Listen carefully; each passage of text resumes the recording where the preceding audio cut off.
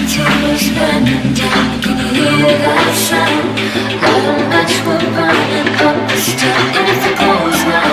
guys, what's up? It's Katie. Today's project was inspired by the fact that I don't have a ton of overhead lighting in my condo. So we have to use a ton of like table lamps and floor lamps to get creative and sort of like brighten up the space. But this is especially a problem in my vanity area and like my desk office area, because those are the two places where you need a ton of light, like when you're doing your makeup and your work. So I wanted to come up with something that was like a hanging lamp that wouldn't take up a ton of space, because I'm not really a huge fan of the ones you can get at like the hardware stores or like Home Depot. They have some pendant lights that you can get, but I also didn't want to drop a ton of money on a designer light, so I came up with this really cool DIY and I'm so happy with how it turned out.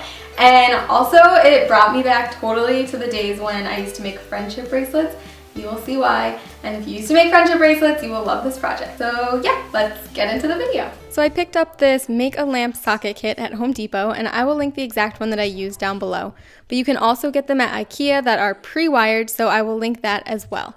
But I really wanted to try wiring it myself because I've never done that before, and it was actually pretty easy. I didn't like the gold color that it came with though, so I decided to spray paint these two gold pieces. Just make sure that you take the cardboard out before you do that. But other than that, you can pick any spray paint color you want, and I decided to go with this copper color. And then I just took them outside and spray painted them a couple times so that I made sure they were completely covered, let them dry, and then just put the cardboard back in. Next, you want to take the wire end of the cord and string it through the top of that dome piece. Now we're ready to tie our knot, so take the left side of the wire and cross it over the cord. Take the right side and cross it behind, and then you can take the ends of the wire and pull them through the loops that you just made. All the detailed instructions to do this come with the kit, but I wanted to give you guys a visual as well. Once you've done that, you can just pull the ends and make a knot. This next part also comes in the instructions, but just so you can see what I did, you're going to take the end of the wire and slide it under the screw and then loop it around. Then you'll just tighten it with a screwdriver as tight as you possibly can. Do this on the other side as well, and the instructions will tell you which wire goes with which color screw. It's honestly pretty easy, and if I can do it, you can definitely do it. So once you've tightened that side, you should have something that looks like this, and the last step is to push the knot up as close as you possibly can to the socket. Now you want to slide the dome piece up the cord to cover up the knot that you just made. Grab the other piece that you spray painted and slide it onto the socket, matching up the marks on each piece, and push them together tightly until it clicks. For the rest of this project, I'm going to be using some macrame cording that I got at Michael's, and I'm going to start out with 25 feet, but this measurement will all depend on the length of cord that you choose. So if you run out in the middle, you can just tie a knot, get a new piece, and keep going, and I'll show you how to do that at the end. Fold your rope in half so you have equal lengths on each side and place it behind your cord. Take the left side of the rope and cross it over the front of the cord, and then take the right piece and cross it over that. With the piece that you just moved, cross it behind and pull it through the loop on the left side. Pull the string all the way through, and this does take a little bit of time at first, but obviously as the rope gets shorter, it gets easier.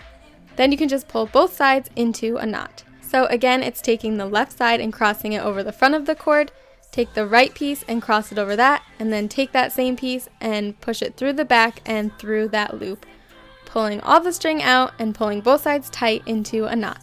So this is that friendship bracelet knot I was talking about, so if you ever used to make those bracelets when you were little, this should come back pretty easily to you. And you want to just keep doing the same knot over and over, starting with the left side, because that is what's going to give you this nice spiral pattern that you see here. So now you're just going to keep making this knot over and over as far down the cord as you want to go. I decided to stop a little ways above the plug just because I wasn't sure how I was going to hang it up yet, so I wanted to leave myself a little space.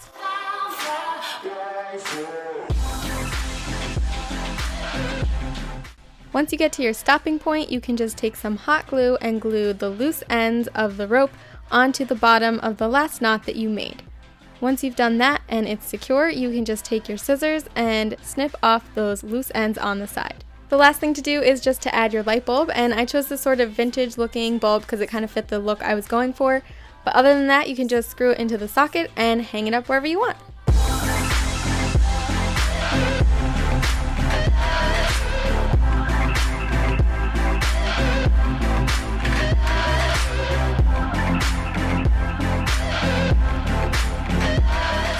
Okay guys, so I hope you enjoyed this DIY. As you can see, you can have fun with it. If you want to change the color of the cording or the color that you spray paint the socket, you can do that to fit whatever look you're going for. If you did like this video, be sure to give it a thumbs up and subscribe to my channel. If you have not already, you can do that now by clicking right here. And you can also go to my main channel page and subscribe from there, check out some of my other videos. And if you really liked it, you can share it with your family and friends on Facebook or Twitter. Email it to someone. I don't care what you do, but it's really helpful for me to get it out into the world. You can also follow me on Instagram. I post there all the time, so there's lots of places to find me. And I will see you guys back here next week. Bye!